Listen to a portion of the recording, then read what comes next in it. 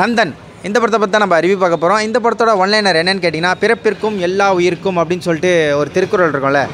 பிறப்பில் எல்லாருமே சரி சமம் தான், அதுக்கப்புறம் நம்ம செய்கிற தொழிலில் தான் வேற்றுமை இருக்குது அப்படின்னு சொல்லிட்டு அந்த திருக்குறளோட பொருள். இதுதான் இந்த படத்தோட ஒன்லைனராக நான் பார்க்குறேன்.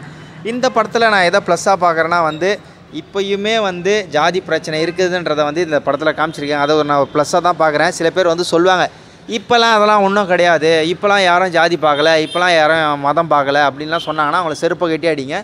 இப்போயுமே அது மாதிரிலாம் இன்னும் பார்த்துன்னு தான் இருக்கிறாங்க. இதை நான் ஒரு ப்ளஸ்ஸாக பார்க்குறேன். மைனஸாக எதை பார்க்குறேன் அப்படின்னு கேட்டிங்கன்னா எல்லாருமே சினிமேட்டிக்காக நடிச்சிருக்காங்க. ஒரு மாதிரி நடிக்கிறது பச்சையாக தெரியுது.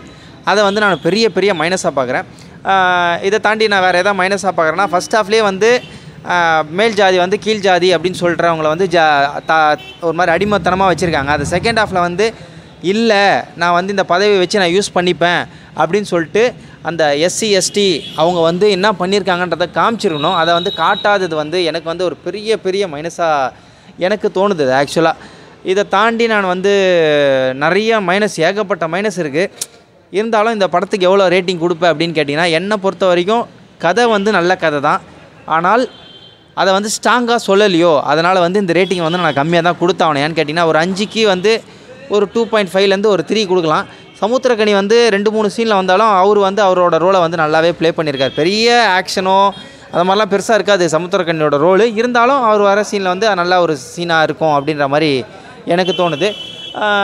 காசு ஒர்த்தா அப்படின்னு கேட்டிங்கன்னா கொஞ்சம் கஷ்டம்தான் அப்படின்ற மாதிரி சொல்லலாம். நம்ம டைம் ஒர்த்தான்னு கேட்டிங்கன்னா அதுவும் கொஞ்சம் கஷ்டம்தான். சரி மக்களே, வேறு ஒரு பதிவு பார்க்கலாம். நன்றி, வணக்கம், பாய்.